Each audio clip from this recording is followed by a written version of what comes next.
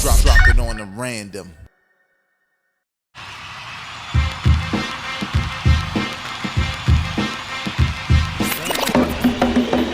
champ is here! The champ is here! The champ is here! Woo! What up, y'all? Welcome to the first episode of Championship Rounds Podcast, a podcast all about boxing talk, past, present, future, COVID-19, whatever.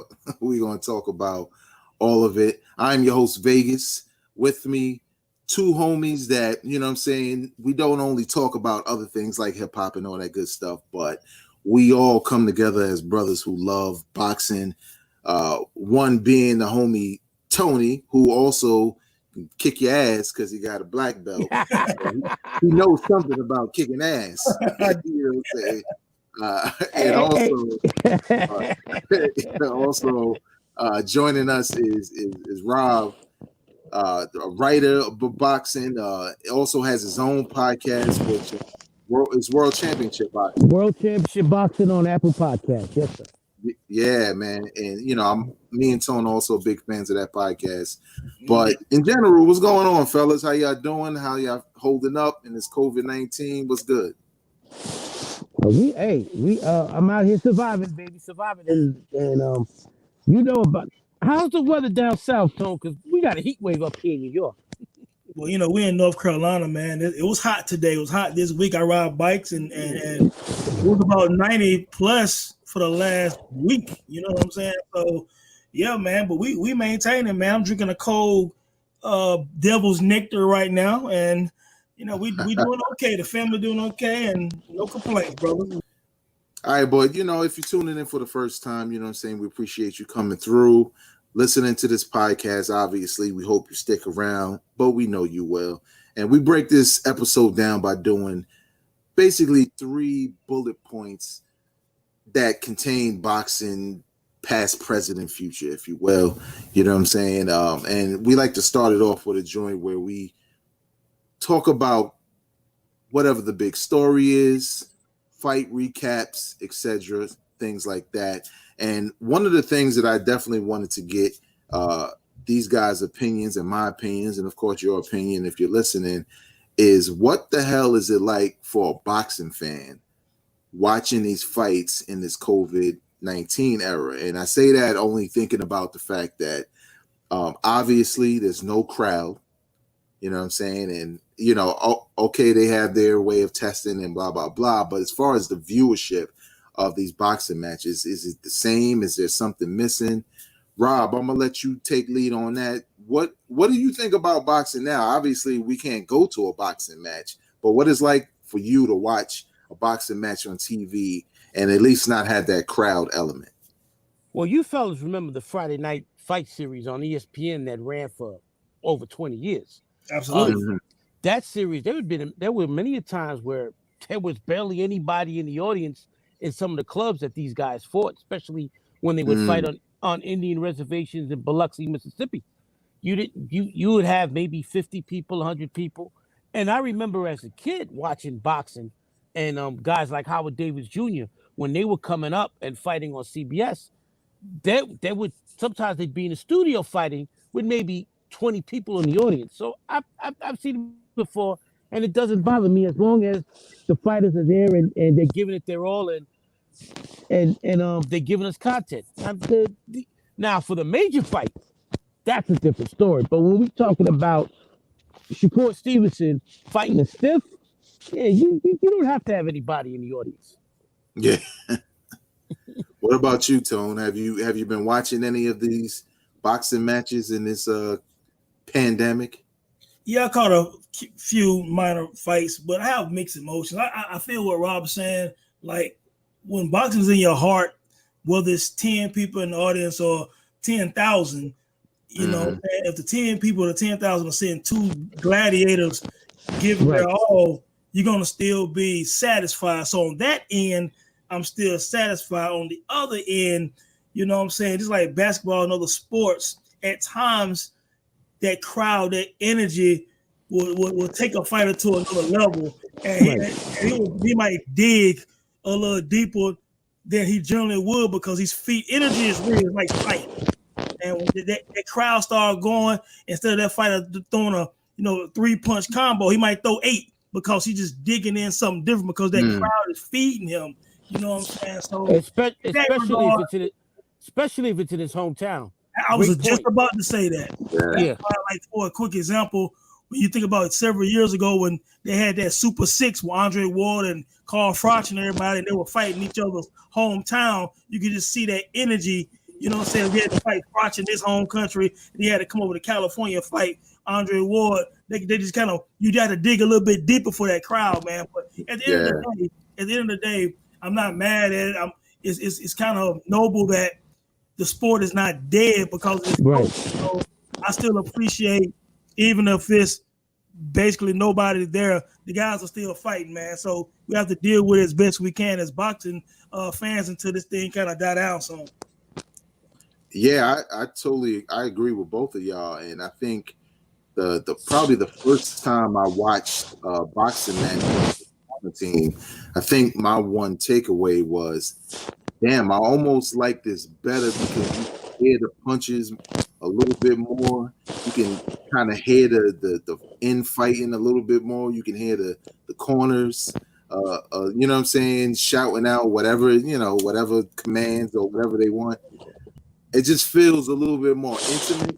Obviously, when there's a crowd, especially when there's a lot going on, there's a lot more excitement is added because somebody get knocked down, you see people jump out their seat. It adds an element, but as far as like being able to watch the fight, well, yeah, the fighter's gonna fight. You know what I'm saying? And again, it's the same thing with UFC. When I watched a couple of those matches, it's just more of a intimate affair, and you feel like you're more in the ring. Even hearing the referees, I feel like when I watch fights, half the time I barely hear the referee. Exactly. It's like you can hear everything. So I've kind of enjoyed it, but still won't be nothing like being in seeing a crowd or whatever, and especially nothing like going to one because I really feel like that's probably the part I missed the most. All right, well, that's cool. And if you're listening to this podcast, you can leave in the comment section. Obviously, we respond to comments. What has it been like for you watching boxing during this pandemic? And is the crowd important? Does it matter? Does it feel like something's missing from the experience as a viewer? Leave your comments in the comment section below. Now, here's something that I think it really felt like. I mean, I know knockouts occurred since boxing's been back, but it really felt like, damn, boxing's back because we get a 7-second knockout. Oh, man. Boxing, the shortest time ever. This is Estrada versus Atkins Tone.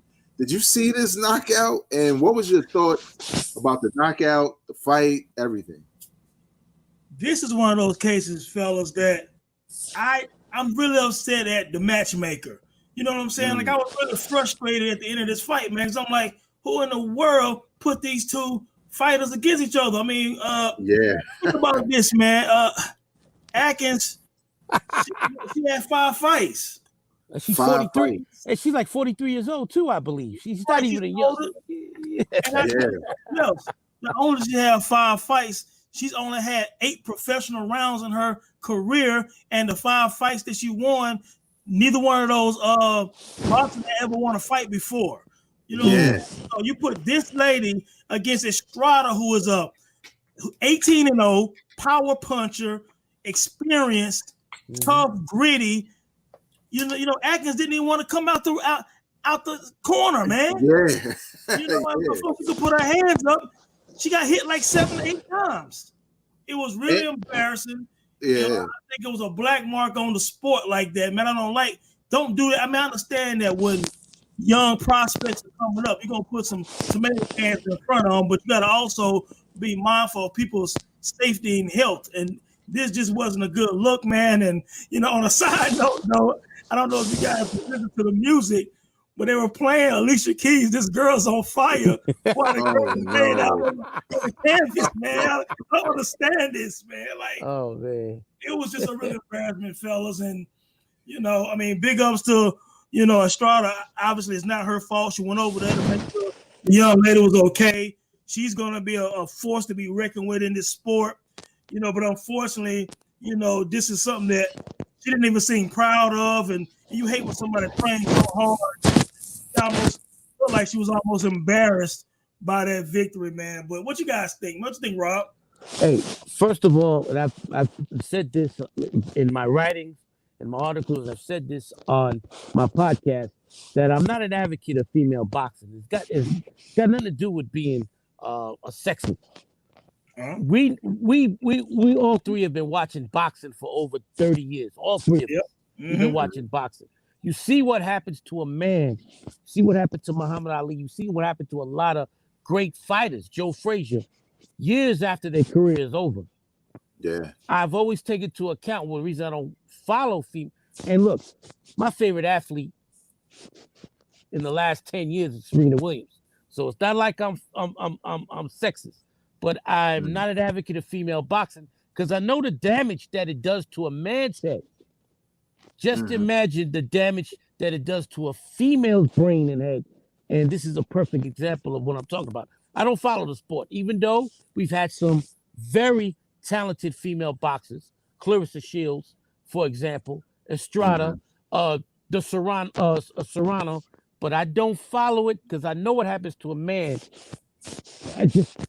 A woman, just think of the repercussions, the physical repercussions. It's got to be 5 to 10 times worse. Yeah, I feel you, man, because, I mean, for me, I was kind of puzzled when I saw it and it was more so because of Atkins, like her reluctance to come out of the corner when the bell rang. Because she seemed like she wasn't, like she was waiting for something, you know what I'm saying?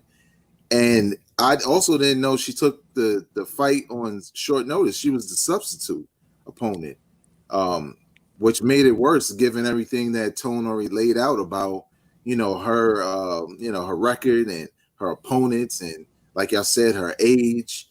And then, she barely got out the corner and, fuck a two-piece, she got the whole menu before she hit the ground. Yeah, Stuff like what'd you say? Stuff like this has been going on in women's boxing for years. Mismatch. You think there's been mismatches with the men? Layla Ali and Christy Martin, who are probably the two biggest names in female boxing, they built their records on fighting one stiff after another. And then when they finally met each other, Christy Martin had no business being in the ring. First of all, Layla was much bigger than her, and Christy Martin had taken too much punishment in her career. She was totally washed and took a severe beating by Layla. So this has been going. You think, fans out there, you think that stuff happens with the men. It's 10 times worse with the women because they'll throw anybody in there. Remember, Layla Ali fought Joe Frazier's daughter. Joe Frazier's daughter never fought before. You couldn't do that in men's boxing. You couldn't do that, but you could get away with that in women's boxing. A perfect example of what happened last week because people have never taken that sport seriously. Yeah, I agree, man. I think one of the things that when I first started even noticing like women's professional boxing was picking up when it first kind of like started to pick up a little bit was the fact that you had opponents who were mismatches, and I always used to feel like, damn, you don't see a lot of defense in women's boxing. You know, you don't see a lot of slipping and sliding. You just see motherfuckers getting hit. And I was like, at one point you as a boxing fan, you kind of entertain because you're like, well, every fight gonna be entertaining, but at the same time, when you see stuff like this, you like, man, this is dangerous. And one thing that I noticed that really bothered me even more was once she was knocked out, it seemed like they were too quick to get her on the stool. You know what I'm saying? Like, I don't know if they were checking for it didn't seem like they were checking for a concussion because I'm pretty sure her head hit the corner of the fucking not the corner, but the side of the ring when she went down.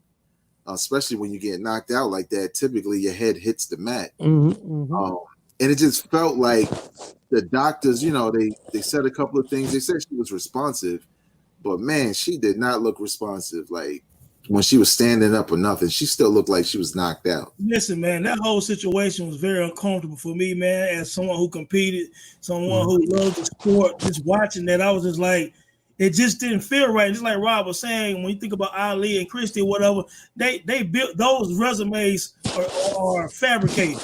Right. You're putting these fighters in there with women who you could tell had no business boxing at all. They knew they looked like they were still amateurs and barely amateurs. You know what I'm saying? So I hate bad matchups, and we'll talk about a lot of other stuff today on the podcast, but I'm not an advocate of bad matchups. I don't care what division. I don't care if it's male, female.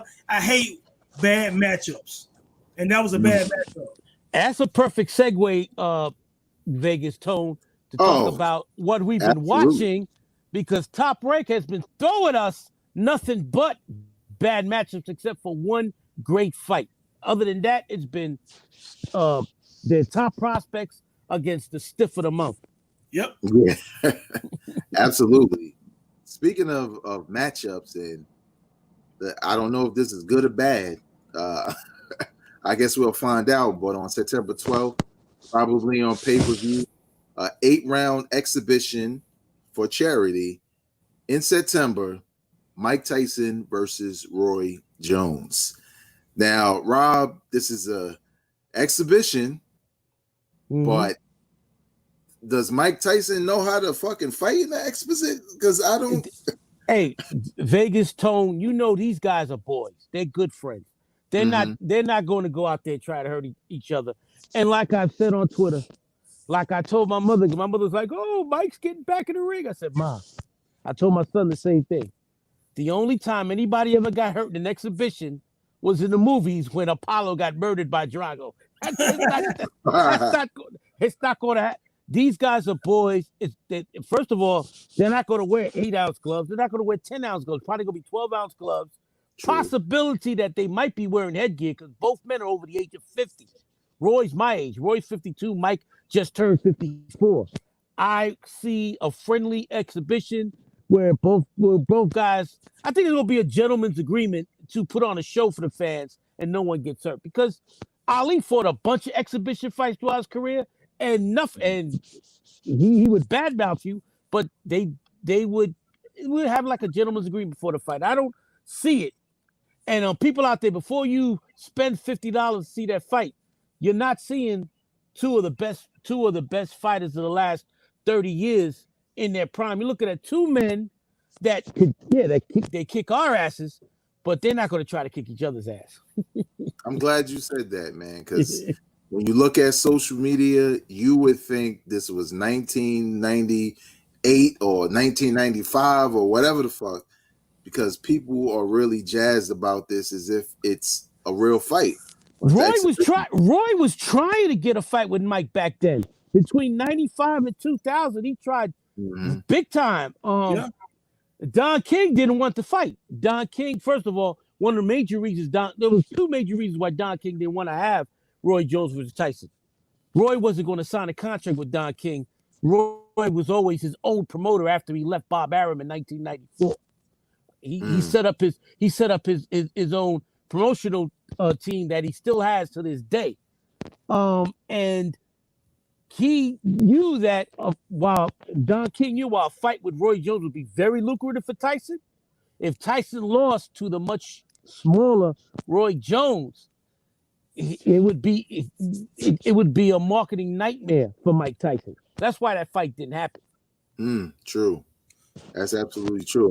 But that would have been a major fight, and Roy was trying his best to do it, because remember, between 1993 and 2000, nobody laid a glove on Roy. Roy killed everybody. Yeah. And he was trying, because I tell everybody, the best fight I ever saw in my 43 years of watching boxing was that Roy Jones from 1993 to 2000. He was as close to a perfect fighter as I've ever seen. and him against Mike would have been a huge money, and he would have had a shot because of that speed. He might have been able to stay away for 12 rounds. And we know Mike, once he got into deep waters, he just started taking wild swings, and you're not hitting Roy with a wild swing. So that would have been a very interesting fight, and I wish that would have happened, but Don King got in the way of it. But that was 25, 30 years ago. Today, that's a different story. Yeah, it's a two old men. They're good friends. They're just going to entertain the fans. Yeah, I agree. Now, Tone, obviously it's the internet, and people go and find reasons to make things more than they are. You know how that goes. But people started digging up Mike Tyson's probably last exhibition. Obviously, he was had a little bit more weight on him, a little bit slower, which is crazy, than he is now. But he did have an exhibition with someone, and even though he didn't go full Mike Tyson, he kind of pulled a punch. But in this exhibition, the dude threw a jab, and Mike Tyson kind of went into automatic mode, slipped the jab, and landed the right and stumbled the dude. He had to catch him. You talk about Cliff Ateon. Yeah, he didn't like Cliff Ateon. No. You talk about his fight. This was an exhibition, Joey. That was wait a minute. He had an exhibition. No, Cliff Ateon was a real fight. He had an exhibition with. You remember the name of the guy he had the exhibition with? Because this was years back. Yeah, this was like I don't remember his name. I think it was a white dude. He's kind of like husky. It wasn't Cliff Ateon. Cliff Ateon was a real fight, and he knocked him out in the first round. Yeah, I remember that. But Tone, do you think? Because again, I'll give you another setup. Today I was watching First Take, and Roy Jones was on there, and Max Kellerman kind of asked those same questions, like Roy can dance around, throw a jab, do a shuffle, blah, blah, blah. Make it an exhibition similar to the way Muhammad Ali used to do. But Mike really only has one mode. And, what happens where, he kind of falls back into a mode where he's slipping a punch and maybe he's not throwing a punch with bad intentions, but it might come quick and land on Roy. What do you think about this fight in general as an exhibition, all the talk about it, and, the potential of anything? Because Roy did say, if it goes there, it goes there. So, in life, we like train wrecks, man. You know what I'm saying? Like, it's the nature of man. It's like watching the gladiators fight, then they bring the lions out to eat the damn gladiators. You know what I'm saying? Yeah. We like a train wreck. And one of Mike Tyson's quotes he said years and years ago was, everybody got to play until they get hit or get punched. So, I mean, what happens if they're having this friendly exhibition and Roy jabbing one good time a little too hard? And the killer instinct and Mike, these guys are gladiators, have been fighting since they were kids. So they do know each other. They are friends, but, friendly competition can turn into a little bit of more aggression, like going to the gym and playing against your homies. And after a while, man, fouled me a little too hard, man. That shit pissed me off. So now we got to a little bit. We'll hug after this fight is over, after this game is over. So, you know what? I'm intrigued because I absolutely have no idea, because these are unpredictable guys. You know what I'm saying? But to Rob's point, just imagine, first of all, 93 to 2000, Roy Jones, to me, if he retires after that John Ruiz fight, he's ranked in the top 3 or 4 fighters in the history of this sport. You could make an argument if he would have retired in 2004 after beating John Ruiz. He had a legit argument for number 1 all time. He had a legit argument. I'm a little biased towards Sugar Ray Robinson, but we'll get into that. I know. But I'm saying he's in the conversation. Absolutely in the conversation with the greatest 1, 2, 3 heavyweights of boxing of all time. But after that John Ruiz fight or before it, a healthy Roy Jones at that time against Mike Tyson, I'm gonna tell you, when Roy got to about 200 pounds, he had a legit chance to beat Mike Tyson. Yeah. You know what I'm saying? Like, I know people remember, he's taller than Mike, and he was quicker and faster. He's 5'11", Mike 5'10", and to your point, Rob, people thought Roy Jones was joking. He really wanted to fight Mike Tyson. He Yeah. tried his It wasn't he the tried game. his damnness. Yeah. Yeah, He could- it wasn't the game, people. Anyone listening, Roy Jones absolutely thought he was the greatest fighter of that generation, and he was down to fight Mike Tyson. You know what I'm saying? But this joint, let me just a little bit more context real quick. Mike Tyson last real time being in the ring was like 2005 against Kevin McBride. Man, the dude sat in the corner, wouldn't even get up anymore. You know what I'm saying? 15 years ago, and then Roy Jones last like 12 out of 13 fights, he beat some tomato cans, and before that, he got knocked out by a few tomato cans. So after getting knocked out by Antonio Tarver, he should have retired right then and there. He kept fighting, and he got knocked out by some fucking bums. He's punch drunk still. He got knocked out by a guy named Danny Green. But people think, oh, the NBA ball player. No. But before that, what really killed Roy real quick was, Tarver knockout was on a side note. I was at that fight in Vegas when Tarver knocked him out. I was staying in the MGM. I mean, in the Mandalay Bay that weekend. Right. We had just been in LA for a few days. We drove down to the fight. Had really good seats, man. I was there when Tarver literally closed his eyes and threw that damn left and knocked Roy ass out. It was not calculated. He was throwing back after Roy threw a punch and missed. And if you look at the Jumbotron, that dude's eyes was closed. But anyway, he was walking around the casino talking shit the whole night. We saw him and said some shit to him. It was kind of cool, man. But we were hurt that Roy got knocked out. But even past that, he could have returned. He could have came back from that knockout. The knockout that ended Roy Jones' career to me was when Glenn Johnson hit him and he hit his damn head on that canvas. That was really it for him. It was never the same. He laid up against the ropes and did the rope-a-dope that entire fight. When you're watching that fight, you saw Jones is done. Why? I mean, his corner should have stopped the fight because he took unnecessary punishment in that fight, and he continued. It continued. And at that point in time, Tony, I agree with you. He was my number 3 of all time after Sugar Ray and Ali. Because of what happened the last 10 years, he's fallen off, and I got him at number 7. This guy used to be my number 3 all time. And having him at number 7 is the way he ended his career. I mean, that's still probably kind of generous, but the fact that he went through 93 to 2000 as one of the greatest ever. Yeah, he can't fall out the top 10 because in his prime, you never saw anybody better. He was in his prime. He was one of the most gifted people ever to step into a ring. Absolutely, man. And I agree with y'all, man. Like, I think what people need to understand, this is an exhibition. Like Rob said, these are friends. Of course, we hope that there becomes a little bit competitive spirit in there, maybe 1 or 2 rounds where they actually kind of go at it. Maybe not full throttle, but put a little bit more effort into them swings and them dips and them misses. Just to make it like, oh shit, it's getting real. You know what I'm saying? For a second, especially if y'all gonna pay your money to see it, because I'm fire stick all day on that one. I'm just gonna let Me too. Fuck, I ain't paying a dime, but I'll be watching. Let y'all know in advance. But let's get into some upcoming matchups for the month of August. I got the whole schedule right here in front of me. The whole we ain't talking the whole schedule. No. I know because there's a bunch of fights. I just want to tell you what fights you guys should be wanting to watch because there's a lot of stiffs. Well, there's a lot of bad matchups definitely on here. But okay, so we could do that. Let me just point out 3 that stand out. And then we can just talk in general. Saturday night on Showtime, the entire card is good. We got up-and-coming prospects fighting each other. You got Stephen Fulton against Angelo Leo.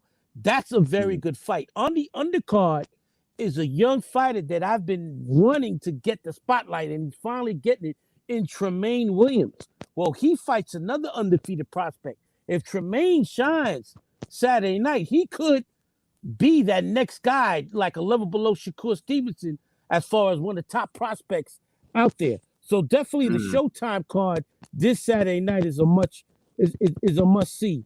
Later on in the month, August 22nd on the Zone, you got Dillian White, the number 1 contender for the WBC heavyweight championship, against Alexander Povetkin. Now, Povetkin's past his prime, but Povetkin still has spectacular power in both hands. And Dillian White has no defense whatsoever. That fight should be a barn burner. Let's talk about that one real quick, too. Yeah, let's talk about that one. That's yeah, one. Since I brought up, go ahead, don't talk about it because I just brought it up. So I agree with you. You know what? The last few times I saw Dylan, man, I really wasn't all that impressed. I mean, he still got some power. He still got some power, man. But I'm gonna go with Povetkin, man, in this fight, man. I think he's still got a little bit more grit, and I actually think that he's gonna go to try to stop this guy. Yeah, he's got a better chin. He's got a better chin than White, and because White got a chinny chin. And White, like you said, Tone, the last 3 times that White's fought, I'm not convinced. He's been hurt by guys that are not as good as him. He got the hammer legs, man. You know what I'm saying? Like you know what I'm saying? He a little fearful taking some licks, man. He don't trade. He ain't getting in there. He got the Buster Douglas gut. I mean, come on, man. Povetkin's always in shape, and Povetkin hurt Joshua when they fought. Povetkin, even though he's past his prime, and he tries to hurt you. He got power in both hands, and if Dillian fights the way he's fought the last 3 times, he'll be put to sleep, and that'll be the end of his career. He's going to He out of here by the night, bro. He out of here. That's going to be a tremendous fight. That's going to be because Dillian White, he don't know how to fight boring. Everything's got to be a war with him, and that's why eventually he's getting knocked out. He's going night. He ain't going to 12 rounds. No. This ain't going 12 rounds. Yeah, I totally agree, man. Like every time I look at White's fights, I just be thinking, like, man, how is he a top heavyweight at this point? Because of his promoter. He's got Eddie Hearn, who right now basically runs the heavyweight division. He's this century's Don King. Remember in the 80s and 90s, Don King owned the heavyweight division. Well, in this century, it's been Eddie Hearn. Yeah. So that's why Dillian White is number 1. Joshua got almost all the belts because it's Eddie Hearn. He puts on the match. Let me ask you a question. Is this so this August 22nd, is it a WBC? Is it Intercontinental Heavyweight belt or something? No. There's another one. That's why I don't follow the alphabet titles. Right. I mean, I know, but you know what I mean. The WBC champion is Tyson Fury. Right. They got this as the interim title. How are you having an interim title when your champion is an interim title is only supposed to happen? Yeah, like the way UFC does it. If a guy's hurt, hurt, then we got interim champion. Tyson Fury's not hurt. He's champ. The WBC does that. The WBA has a super champion, a regular champion, and an interim champion. Get the hell out of here. Yeah, what's an interim champion? I don't understand that. That's only supposed to happen when your champion can't fight. That's exactly. Yeah. Wow, that's crazy when you think about it. And I didn't even peep that. It's a damn interim heavyweight title. Yeah, excuse me, y'all. I meant intern in the Continental. I was thinking about WWF and Tito Santana. But anyway, what ended the fight on August the 15th, too, vague? Yeah, you got a fight on Showtime. Yeah. You got David Benavidez against he'll kick this dude's ass. Let's talk about that fight. Yeah, Romer Angulo. He's nothing to write home about. David Benavidez should knock this guy out. Angulo's basically this is Benavidez a stepping stone for another big fight with whoever in the PBC. Oh no, he's a super middleweight, so it would be the white dude that married that pretty girl on Fox. Caleb Plant. Yeah, they're setting that. So that's a tune-up for a unification fight with Caleb Plant. And Caleb Plant, one thing that PBC's not doing correctly with this guy, he's a skillful white dude who's a good-looking dude. He's very marketable, and they're not pushing him. I'm shocked because the dude can fight. Yeah, and he got game because he got a sexy ass wife. He got okay. You would think you would market someone. And ride the gravy train because it's not like he's a novelty. The dude can fight. And you know, and in this day and age, he's got a black wife. He could really push that hard, and they can make a ton of Especially money during with these these guys. times right now. Especially during these times, yeah. But you know what, David Benavidez, man, like one thing I do like about him, you know, I don't know how convinced I am with his resume in terms of quality wins. Oh no, they've thrown a bunch of bums in the. But I will say this though, he's got talent though. Yeah, but to his credit though, he does what you're supposed to do if you're the better fighter. He tries to take their damn head off. You know what I'm saying? True. That's what I give him credit for, because he goes for the damn knockout. He throw a lot of uppercuts, but he goes for the knockout. Yeah. And that's why if he fought Plant, I would favor Plant, because Plant's the more solid boxer, and Plant doesn't try to knock you out every shot. Benavidez, every shot is a home run shot. But he's exciting though, so he's definitely he's a fan favorite. You know, I would definitely. He's the type of guy I will pay to see fight a top fighter, because I know if nothing else, he's gonna fight his ass off. Yes, he will. Yeah. And the last fight for you, I got him in a TKO around the 8th though. Yeah, and the last fight for you guys to and for the listeners out there to really look at, this should be an exciting fight on ESPN August 27th. Eliter Alvarez, who knocked out Sergey Kovalev a couple years ago, against Joe Smith Jr., the white kid from Long Island, who ended B-Hop's career when he knocked him out the ring. And B-Hop was so messed up, he thought he was thrown out the ring. Nah, you was knocked out the ring. Yeah, you were knocked out the ring. He thought Hulk Hogan threw him out the ring.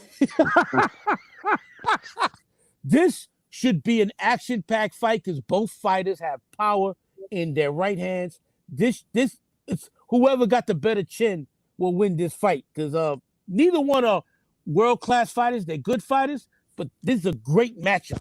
Great matchup, because these two guys are on the same level. Yeah, that's true. And I think as far as like we were talking about earlier with boxing coming back, and like probably in August coming back full steam ahead, we just named a couple of fights, you know what I'm saying? But it's plenty of boxing happening in August for boxing fans to check out. And I'm just glad to see some sports, man, because there's only but so many goddamn reality shows a brother could watch. Let me tell you, you know, when they shut down New York in March, my Fire Stick just started collecting dust. Now, last Friday, when Virgil Ortiz fought, I took it to Vegas. I hooked it up, and I had to reboot the fucking program, because I hadn't used it in months. You hadn't used it in a while, yeah. Hey, we did miss one fight, man, on the 29th, man, that Jose Ramirez and Victor Postal. Victor Postal he's done. He's done.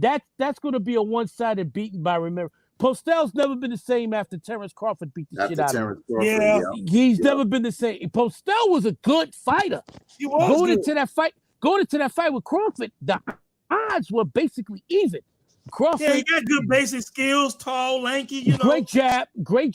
But Crawford broke him down, beat the snot out of him, and it was a 12-round beating, and he hasn't been the same since. You know what? Jose is fast, though. Yeah. What'd you say, Tom? Jose is pretty fast, man. Yeah. He's another one who's very exciting. Very exciting. Yeah, he's exciting, man. He got a little bit of his fight against Marie Suka last year was one of the best fights of the year, and he was getting his ass kicked till he hurt Hooker and stopped him in the 7th round. Ramirez, he's a tough out for anybody at a junior welterweight, but he'll probably be fighting Crawford after this fight.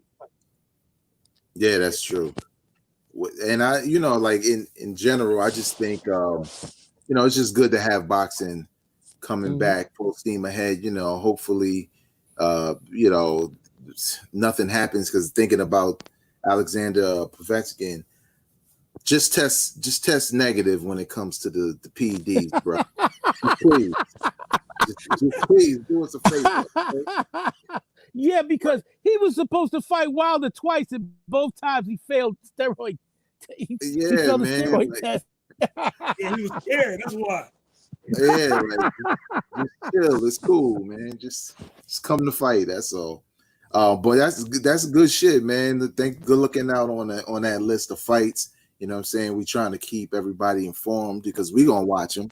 So, you know what I'm saying? If you're a boxing fan and you like this podcast, obviously leave your comments about everything we mentioned in the comment section below. Now, this is something we're going to end off every podcast with, which is probably a fight fan's dream to just, because we love to talk shit, whether it's in the barbershop, amongst fellas online, whatever, when it comes to boxing and matchups and decisions and whatever the case may be. And in a lot of respects, this will be a segment where we go down memory lane and score a fight. And Rob is going to do the honors of setting the context of this particular fight. We're all going to score it based off of who we thought won each round. Obviously, given a total of, you know, who we think we won the fight, but we'll also make mention of what the outcome was. And don't worry, the link to the actual fight so you can watch it and score it yourself will be in the description. So, Rob, man, let's get to it, man. Tell the people the fight we here to talk about and score. September 10th, 1993, the San Antonio Alamo Dome, 75,000 people in attendance. This is 1993. Boxing still a primetime sport back then. Pernell Sweet Pea Whitaker, my 10th greatest fighter of all time, against Julio Cesar Chavez, in my opinion, the second greatest Mexican fighter of all time. This was only the fourth or fifth time that the two best consensus pound for pound fighters in the world fought each other. Now, for years, you guys remember, for years, Sugar Ray Robinson was the best fighter in the world for years, from 1943 to 1951. Sugar Ray Robinson was the best fighter in the world. But the guys that were below him, Edgar Charles, Willie Pep, Sandy Sadler, they didn't fight in the same division as him, so you couldn't see one versus two. When Ali was the best fighter in the world, there wasn't another heavyweight, we talk about 1960s, that was a pimple on his ass, so he could never fight the number two. But then Vietnam happened. Ali was banished from boxing. And on March 8th, 1971, the first time in the history, and this will be a fight we'll talk about down the road, definitely. The fight, Ali Frazier, was the first time in the history of boxing where you had the two best fighters in the world, the two best pound-for-pound fighters, fight each other. And that's March 8th, 1971, Muhammad Ali versus Joe Frazier. Then you didn't have the two best fighters in the world fight each other because Roberto Duran took the mantle of the best fighter in the world throughout the 70s. And then we had the second encounter, June 20th, 1980, Roberto Duran versus Sugar Ray Leonard, the two best fighters in the world, the brawl in Montreal. The fight Duran won, a great 15-round fight, very similar to Ali Frazier, where Leonard went toe-to-toe with Duran and lost the decision. Then, a year later, once again, the two best fighters in the world, the greatest welterweight fight of all time, the biggest welterweight fight of all time, and there will never be a welterweight fight bigger than this fight. Sugar Ray Leonard versus Thomas Hitman Hearns, September 16th, 1981, where Leonard wins a dramatic come-from-behind knockout of Thomas Hearns in the 14th round. They were the two best fighters in the world at that time. Then, April 15th, 1985, Marvelous Marvin Hagler versus Thomas Hearns, the two best fighters in the world. And I don't have to tell you guys what happened in that fight. The first round, the greatest round in boxing history. Hagler knocks out Hearns in the third round. And that was the last time the two best fighters in the world faced each other until September 10th, 1993. At this point in time, in my personal pound-for-pound list, Whitaker was number one, Chavez was number two. A lot of the publications was very Julio Cesar Chavez biased, and they had Chavez one and Whitaker two. I learned everything from my father, and my father always wanted this fight because he knew that Chavez always had problems with guys that could move and throw punches and bunches. You remember the Meldrick tape? We had a huge discussion this past week, Tone, on Twitter about the Meldrick Taylor, Julio Cesar Chavez controversial stoppage. And like I told you, Tone, it didn't matter. His career was over. But I agree with you, Tone. I agree with you, Tone. He deserved to win that fight, even though he was never the same after that fight. Chavez lost something after that fight. because even though Chavez took every shot and walked through it, he still had to take the punches. And he did lose a step after that fight. There was no way in the world. Whitaker is one of the 3 greatest defensive fighters of all time. At that point in time, he was one of the 2 best defensive fighters of all time because Floyd hadn't come around yet. Yep. And my father and I was talking about there's no way in the world, the only way Chavez could beat Whitaker is the way he beat Taylor, by knocking him out. Whitaker's not going to let that happen. He's too slick. He's a much better boxer than Meldrick Taylor. He's going to dominate this fight. But the media made it sound like this was Chavez's fight to have, and only way he could lose is if he doesn't show up. I was like, what kind of bullshit is this? Chavez was a 2-1 favorite going into this fight. I'm like, what is going on here? That's why my father and I put a lot of money on this fight, because Chavez was tailor-made for Pernell Sweet Pea Whitaker. Yeah. Totally agree, man. And I think I love the way you set that up. In regards to the status of both of these fighters entering this fight. For the listeners at home, we're gonna go round for round, and how we saw it, and we all watched this fight again. Obviously, as boxing fans, we saw it back then. Rob is a baller, because I think you said you were there, right? Or you just No, I could have been there. No. All right. No, I was watching it. I was watching it at my girlfriend's house. My girlfriend at the time. So my girlfriend today doesn't think that, my girlfriend at the time, back in September 1990, I took my father to her house and we watched the fight there on pay-per-view. And we had to listen to that horrible fucking commentary by Freddie Pacheco, Bobby Ches, and Steve Albert, where they were all but giving Chavez fellatio while he was getting his ass kicked. Yeah. Well, we're gonna talk about it. So, all right, fellas. All right. So, Tone, we'll start with you. Round 1. What you think about round 1? How'd you score it? You know what? Anytime 2 greats fight, everybody don't have a Hagler and Hearns type of start. Like, those are special situations. That's why they're in boxing lore. But for this fight was like for me a typical first round of 2 future legends, like feeling each other out.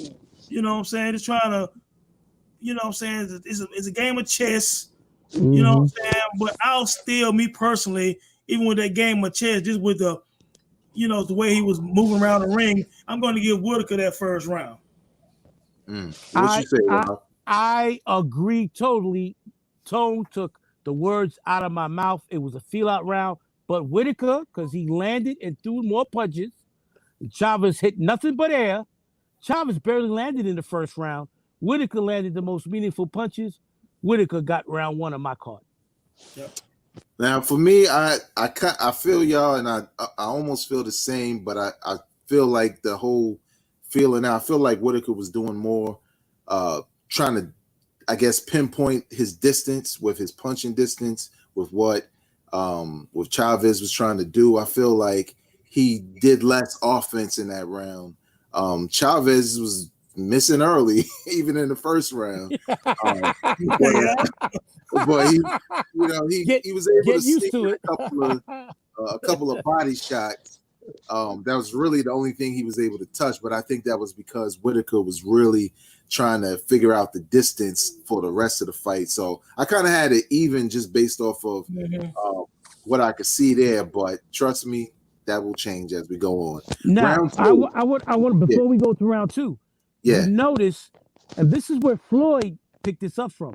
Pernell never looked at videotapes of his or film of the guys he was fighting, and Floyd would do that also. Floyd would pick up on that. He would base his strategy on the first round, on when he felt you out in the first round, and that's what he was doing. And then after that, starting with round 2, and Floyd did the same thing. Starting around 2, that's when he picked it up and, all right, so you're going to fight that way? I'm adjusting, and now this is what I'm going to do. And starting around 2, you began to see a pattern. So Rob, just like how you How do you view round 2? I know you kind of said some of that. And Yeah. Round two, Whitaker's jab began working. That right jab, when Pernell Whitaker's right jab was working, it was a thing of beauty.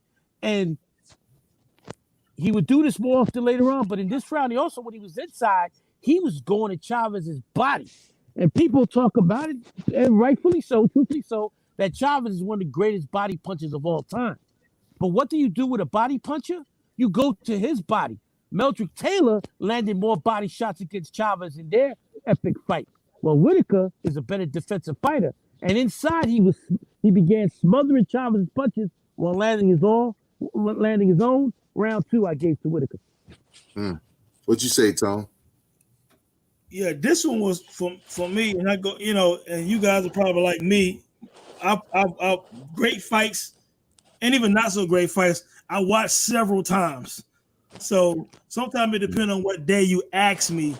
You know what I'm saying? Because a couple of months ago, I would have said, I don't know. I thought I would have said maybe Chavez got that second round, but I'm gonna go with Whitaker just for some of the same reasons that Rob was saying. I think the jab was going good. The ring general also helps. Chavez is still trying to reach. You know what I'm saying? Trying to land, and so he wasn't all that successful. So I'll go ahead.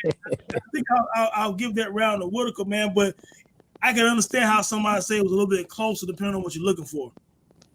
Yeah, I totally agree. I also give that round to Whitaker because I felt like he really only used round 1 to measure the distance, and then he just got way more offensive in the second round, like you said, with the jab stopping Chavez from trying to just walk in, and at the same time, even his movement, Chavez was basically chasing him around the ring and not cutting the damn ring off early in the round. I guess he thought he could come in and bully him.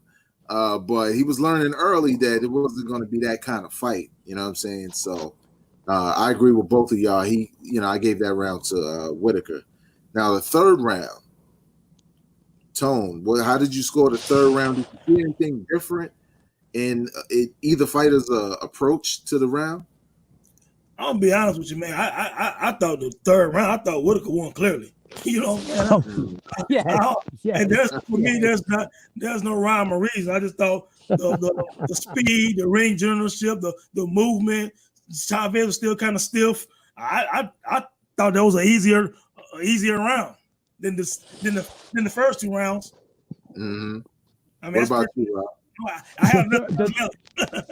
The third round of the first 3 rounds was the easiest round to score because Whitaker upped his offense. Yeah. Now, going into this fight, Mexican cats, even Puerto Rican cats and Dominican cats from New York were telling me, well, look what he did to your boy Camacho. I said, Camacho's a fucking runner. He got no offense. Yeah. How you gonna compare Whitaker to Chavez? Get the hell out of here. You see the huge difference. Chavez, I think, thought, if I handle Camacho, I can handle Whitaker. It's a different beast. It's different levels to this. Different third round, Whitaker started landing rapid-fire combinations. That jab was working. He's beginning to throw uppercuts, and he's going to Chavez's body. And I love how Whitaker was confusing Chavez by going inside, going to the body, going back outside, landing combinations, and making Chavez miss. And Chavez, Vegas, great point. Chavez is not cutting the ring off. He's following Whitaker. You can't follow Sweet Pea. You can't follow him. No. Easy third round for Whitaker. Yep. Yeah. I totally agree, man. I was watching the third round like I never saw it before, and I was like, yeah, here it go. The shutout. The shutout is in full effect because I was like, Whitaker just stepped up the amount of punches. He knew exactly where, Chavez was going to be because, again, here we are in the third round. You still following him, and you getting tagged. You know what I'm saying? You getting tattooed with punches. Now he hitting you with combinations because he know you're going to be there. So I felt the exact same way. In the fourth round, it's a thing I noticed. I don't think I noticed back in the day. But for the third round, obviously, I gave it to Whitaker. So what do you think about the fourth round then, Vay? Go ahead and start there. So you said you noticed something? Go ahead. Like watching it today, I was like, wow. I think in the fourth round, Chavez took his feet off the gas a little bit with trying to walk him down, and I think he was trying to lure Whitaker in with counter punches, because now it was like he was taking steps back, and I was like, well, I know he looked a little bit tired, but I don't think he's tired yet. At least I didn't think so. But I think he was trying to change up his strategy on the spot, because he was chasing this cat for 3 rounds and he was getting tattooed. So the same you picked up. Oh, before I could, who did you give the 4th round to? I gave the 4th round to Whitaker, because I felt like even with Chavez trying to change his plan in that round, at least that's what it looked like, unless he was taking a rest. That just told Whitaker, well, I'll just fuck you up on the ropes instead of in the middle of the ring. So his corner was telling Chavez that he was losing, and they were getting on his ass, and that's why you don't have that footage, because that only was on the Showtime pay-per-view footage that I have. But I was watching this, but I remember the corner screaming at him in Spanish, "What are you doing? What are you doing? This Moreno is kicking your ass. What are you doing?" So Chavez goes out there, and he, like you said, steps it up. But that just gave Whitaker more counterpunching opportunities that he took advantage of. And yes, Whitaker, 4th round on my card. Yeah, I had Whitaker in the fourth round as well, because when Chavez tried to step it up, he opened himself up. You know what I'm saying? To take some licks that he might not have taken. But again, when your corner's telling you, hey, you got to do something different, because the dude is popping you, man. You know what I'm saying? Like, so Chavez tried to pick it up, and I think he opened himself up. But that leads into my thinking about the 5th round. Whenever you guys ready to talk about that 5th round, go ahead. You start off. You start off. Yeah. So obviously, me personally had the first 4 rounds for Whitaker, and round 5 is one of very few rounds I actually can see where, that straight right, that lead right for Chavez, I think it kind of worked on that 5th round. You know what I'm saying? A little bit. I think that he might have edged him out. So I'm going to give Chavez round 5, man. I gave Chavez round 5 because at the very beginning, he did the same thing in the 4th round where he crowded Whitaker and he landed his best punches of the fight was landed in the 5th round. This was Chavez's best offense was the first minute of the 5th round. Now, Whitaker adjusted and Whitaker dominated the next minute, and then the last minute was even back and forth. But I gave it to Chavez the 1st round on my scorecard for Chavez. Yep. Yes, the same thing that you saw, Tone, I saw because of what Chavez did early in the round, and he landed some wicked body shots. Yeah, he landed some hard punches at the beginning, man. Some really hard. Yeah. He's a hard hitter. He can hit, and so you can notice when he land those punches, they affect you. You know what I'm saying? The dude is tough. Got to give him that. Yes. He can punch. Yeah, and I agree with you both, man. It was the round when like what I saw in the 4th round, looking like he was changing his game plan, looked like in the 5th round he just went back to it. His original game plan, it was just like, I'm gonna just try to knock his head off. And I think his aggression kind of caught Sweet Pea off guard for a second, and that's how he was able to land like to the head and to the body. Now I do want to throw it, and I gave the round to Chavez, but I do want to throw this out there since it was happening throughout the fight. There was a lot of low blows, hip punches, and all of that. Like, do you think, and not all coming from Chavez, obviously, but did you think that was like a tactic for either fighter to kind of like slow each other down? Like, as far as like, I guess in Chavez's case, he's trying to hit this dude, he missing. He's trying to hit him with everything he can, hit him on the hip or whatever. Do you think Sweet Pea was just returning the favor in a couple of cases, or what was your thoughts, Rob, when you perfect segue, because the 6th round that notches up a bit. I think that Whitaker got hit in the hip was it the 3rd or 4th round? Whitaker got hit real hard in the hip, and I think at that point in time he said, "Man, fuck this! I'm gonna hit him low also." And in the 6th round, he landed one south of the border. Yeah, you know what? Whitaker was one of those guys. If he start feeling like, man, you trying to get me nice, man, at some point, I'm going to throw a low blow too. And then look at the ref like, well, he doing it to me too. You know what I'm saying? Like, Whitaker was like that. after we talk about the official scorecards, I want to go back to this round because this is the round that decided to fight, which was stupid. But we'll bring it up after the scorecards. Whitaker easily won this round. Other than the low blow and Chavez, took time to recuperate. Whitaker was banging that body in the 6th round, and now he is out body punching the body puncher. Yeah. Easy 6th round for Whitaker. And let me say this real quick. I got to give Cortez credit. He could have taken a point there, and he didn't because he knew these are the 2 best fighters in the world. And Cortez, great Hall of Fame referee, and it's one of the few times, fellas, where you see a Hall of Fame ring announcer, Jimmy Lennon Jr., a Hall of Fame referee, Joe Cortez, and 2 Hall of Fame fighters all in the ring at the same time. So, you know what? Whitaker was the 6th round. Yeah, I had him winning also, but I like to say as well, Joe Cortez, I always been a fan of his. He always did his best to let the fighters determine the fight. You know what I'm saying? He was never big on trying to just take a some people do the most. You know what I'm saying? And Cortez is a stand-up guy. He try to let these fighters determine the outcome, man. So I'm glad he didn't take no point. I thought Whitaker won the round. At certain points, I thought it was close round to a degree, but Whitaker pulled it out 6th round. Yeah, I agree with you both. I think Whitaker took over that 6th round again. I think Chavez was starting to show some fatigue from chasing this dude, from missing, and he started becoming more so I'll land one good punch, but I don't really have any combinations to come back with, or at least not feeling confident enough to throw another punch right after because he's afraid he's going to miss or get hit with a counter punch or whatever. 7th round, Rob. What was your thoughts about that? This was Whitaker doing work. I mean, he was landing combination after combination, and he briefly staggered Chavez with a left cross.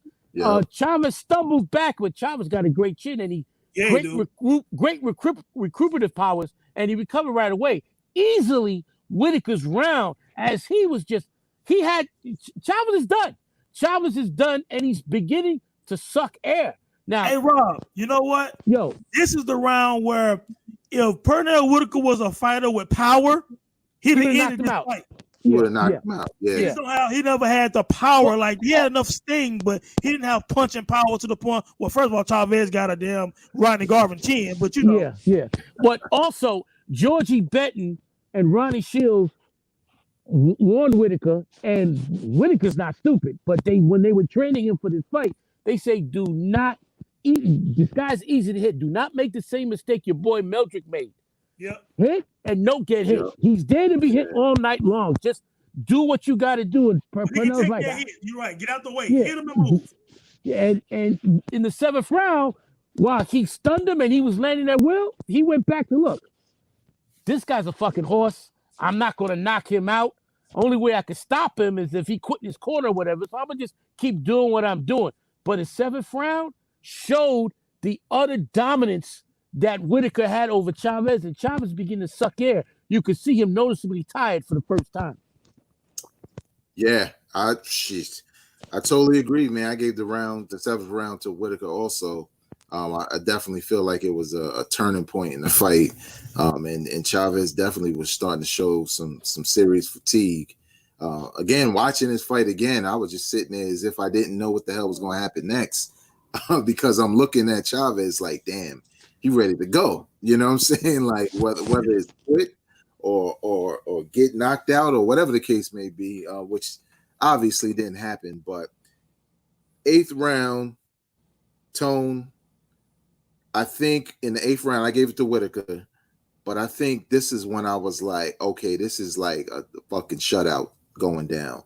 How did you feel about the 8th round? Look, man, it goes back to what Rob was talking about with the last round. I think that the ring generalship, he's popping his ass again. You know what I'm saying? I don't know how anybody with clear eyesight could have given Chavez that round. You know I mean, to me, I don't have much to say about the round, man. He clearly outpointed him that round. What you think, Rob? Hey, this is the round where Whitaker started landing his uppercut at will. He's out punching Chavez.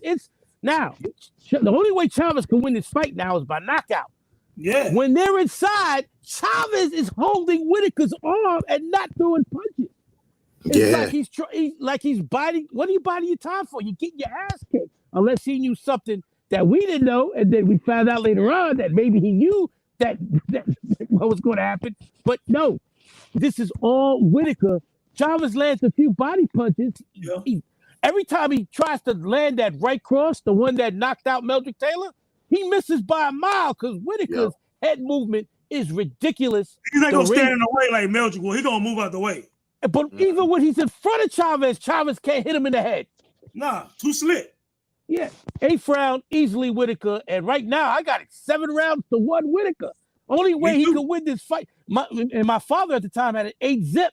And we're like counting on money because we know Whitaker ain't getting knocked out. God damn, keep going, fellas. Right. Yeah, I totally agree, man. That 8th round, it was just like, all right. And I think one thing also that, obviously I noticed this throughout the fight, but it became evident later where as Chavez, was slowing down tremendously, Whitaker was moving even faster, like moving out of the way faster, spinning Chavez into the ropes. He was just doing what he wanted with him. And like you said, fighting on the inside, fighting on the outside, jabs, uppercuts, body punches, just everything. It was just ridiculous. And he spin them around. I love Whitaker's spin around. This is the first time he does that.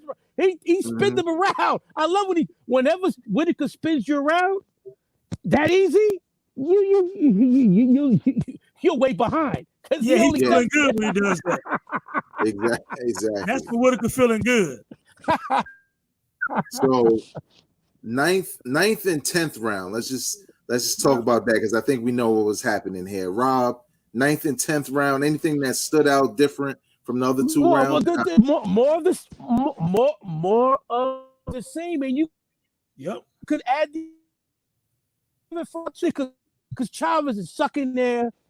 He's not going for the home run blows when they're inside because Whitaker's fighting inside more often, going to his body because Whitaker feels the temperature of Chavez and knows Chavez got nothing left on his punches. I can go inside, bang his body, get out, and nothing happened to me.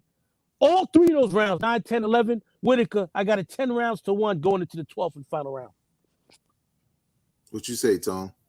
Yeah, you know what? This is one of those fights where I try to make I was saying earlier, guys, that I enjoy the crowds and stuff like that. But sometimes when I go back and listen and watch like legendary fights, I turn the sound off. You know what I'm saying? And I just watch. You know what I'm saying? And for me to be just like what Rob said, for me, 7 through on some real shit, 7 through 11, I had Whitaker winning those rounds. You know what I'm saying? Like more of the same, outboxing, ring generalship, jabs, uppercut, moving. Chavez tired. He's basically trying to chase him, hold him. You know what I'm saying? Just really nothing he could do. He was getting outclassed. You know what I'm saying? So for me, each round started mimicking the one before. It's a pattern. Yeah, it was like it was becoming worse. Like with Chavez. And maybe this fight, you know what fight reminded me of this years later? Floyd versus Canelo. Very similar fight. Very similar fight. Very similar. You know what? Because going into the 12th, if I'm not mistaken, did one of the guys say Chavez need a knockout? Yep. Right at the beginning of the 12th round. Everybody and their grandmother, except for the 2 judges at ringside. Yeah, they were saying he needed a knockout, and I thought going to I thought the 12th round, you could say Pernell cashed it on in, and if I was gonna give another round to Chavez, I might have given him the 12th only because the fight was over with. I gave Chavez the 12th round also because he was desperate. While Whitaker did, and Whitaker felt in the back of his head, and also George Benton and Ronnie Shields told him before the 12th round, while he was in the corner, don't make the same mistake, Meldrick. They absolutely get out of the way, right? Don't be a hero. This is your fight, baby. This is your fight. And I gave it to Chavez, 12th round. So my final score was 118-110, Whitaker. Yeah, same with Same with here. me. Yeah, and to your point, Rob, it's like sometimes don't let the gladiator get your chin cracked. You know what I'm saying? Because you've already outclassed this guy. You won the fight. I ain't saying run, but damn it, don't be stupid. You know what I'm saying? Yeah. Bob and weave, jab him off you. You know, be elusive. Don't run into that hard right hand. Because one thing about Chavez, like him or not, That right. He's a tough SOB with a hard ass right hand. You know what I'm saying? If he hits you, if you get a flush hit on you, you're gonna feel it. Yeah, I But you know totally what? agree. Whitaker's never been given credit. Oh, I'm sorry, Vegas. Just let me put this in, then you go. Yeah, Whitaker's yeah, never been credit for his chin. Whitaker had a great chin. He was never knocked out in his career, and a washed-up Whitaker went 12 rounds with the most powerful puncher in boxing at the time, Tito Trinidad. Yep. Go ahead. Yep. I totally agree with y'all, man. I gave Chavez the last round only because Whitaker was just more like, this fight is in the bag, and Chavez was trying to go for it at least. But obviously, given every round that I've scored, I agree with the fellas. The fight belonged to Pernell Whitaker. Easy. Now, Rob, you hit us with we know what happened, but can you please just hit us with the scorecards, the official scorecards from the refs? I'm not the refs, the judges. One judge gave it to Whitaker 115, 113, which was ridiculous. Yeah. And two other judges had it 115, 115, a draw. The fight was a draw. Man, that and still in my 43 years of watching boxing, this is why I suggested this fight. This is one of the 2 or 3 worst scored fights, most controversial decisions in boxing history. Pernell Whitaker put on one of the greatest performances in boxing history. I put this on the level of B-Hop versus Trinidad, Mayweather versus Corrales. It was on that Mayweather versus Canelo, on that level. Calzaghe versus Lacey. It was on that level. It was total dominant. These are the 2 best fighters in the world, and he did whatever he wanted to do against Chavez. Chavez didn't land one combination the whole fight. He's landing one punch at a time, one punch at a time, one punch at a time. He's following Whitaker. Not one time was Whitaker ever in danger. The ring generalship was phenomenal. Phenomenal. He dictated the pace. He did whatever. When he wanted to go inside, he went inside. Well, before you go, let me tell you why the fight was a draw. Whitaker would have won by split decision or majority decision. Mickey Van was interviewed a few weeks later. He was one of the judges that scored at 115, 115. He took it upon himself to deduct Whitaker for the low blow, even though the Cortez didn't rule a low blow. Are you serious? He said while he thought Whitaker won the round, he scored it even because of the low blow. Man, get the fuck out of here. That's a wrap right there. He ruined the fight. Yep. Wow. I mean, it should have come down to that, but that's why the fight was a draw. That's terrible. Mm-hmm. I mean, I wouldn't even admit that. Like, what's the point? You know what? But you know what? No, you guys correct me if I'm wrong. What wasn't Chavez like 87-0 going into that fight? Yes. So I mean, that's a factor in there because obviously, and who was the promoter of the fight? Wasn't it Don King? And if the fight wasn't, and while the fight wasn't in Vegas, they used judges that were approved by Don King. Don King was the promoter of the fight. Yep, absolutely. The fight was on show, and Chavez is cash cow because Tyson's in jail at the time. I always felt, my father felt the same way, that Don King had a lot to do with that fight being a draw. I absolutely believe that. Absolutely. Wow. And it was funny, Chavez would lose his next fight. Of course he would. That was the end, man. That was Frankie Randall kicked his ass his next fight, and Frankie only won by split decision, even though he knocked down Chavez. Richard Steele took a point away from Chavez, and the fight was still a split decision. He fucking Richard, good old Richard Steele. Good old Richard Steele. Richard Steele, man, it's the gift and the curse, man. He's legendary referee, man, but some of his decision making sometimes I just don't get. But and you know what? Chavez did have a beef, but he should have kept his mouth shut. In the Frankie Randall fight, which is the fight after this, January of 1994, he loses by a split decision. In the 11th round, he gets knocked down by Randall, and then he lands the first low blow of the fight, and Steele takes a point away from Chavez. I'm like, are you making up for what happened 4 years ago? Yep. And Chavez is screaming after the fight because he lost the fight because even though he should have lost much bigger than because he got his ass kicked. But the difference on the scorecards was that point deduction that Steele erroneously gave him. But you know what? He gave you a gift.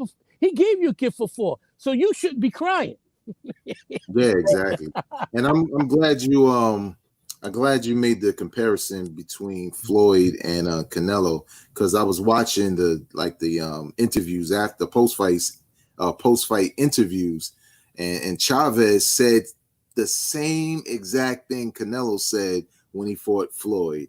He was holding and he was running and he wasn't fighting. Yep. And I was like, no, I thought I won. And then in the Canelo Mayweather fight, one of the judges had a draw. Yeah, she never worked again. She never worked again. Motherfucker won 2 rounds on my scorecard, just like Chavez did, and they gave him 6 rounds. What the hell? And those 2, he was being generous. Well, in the last round, Floyd knew he had the bag, so Floyd was playing around. Yeah. That's one of the rounds I gave Canelo. Yeah, exactly, man.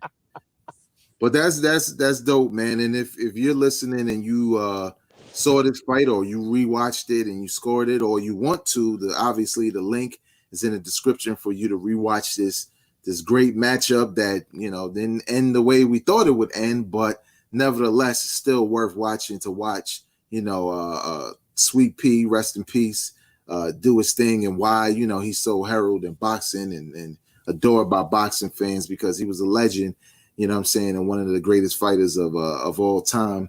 But definitely, leave in the comment section below what you think about this fight, anything we talked about here on this podcast.